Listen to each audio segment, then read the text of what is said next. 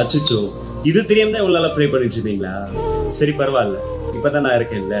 லூக்கா 18:40 கண்ணு தெரியாத ஒரு குருடன் இயேசுவை பார்த்து தாவீதின் குமாரனே கூப்பிட்டுட்டே இருந்தாரு.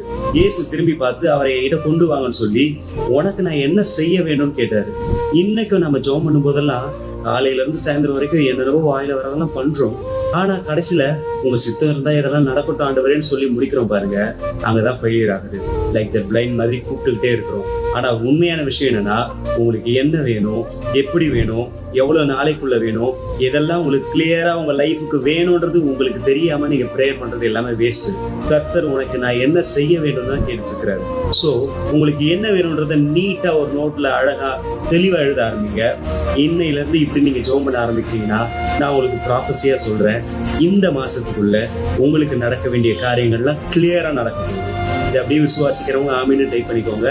இந்த மாதிரி ஸ்பிரிச்சுவலா சூப்பரா உங்களை கைட் பண்றதுக்கு இந்த ஜோ டேவிட் எப்பவுமே இருக்கிறன்றத மறக்காம இருக்கிறதுக்காக என்னை ஃபாலோ பண்ணிக்கோங்க.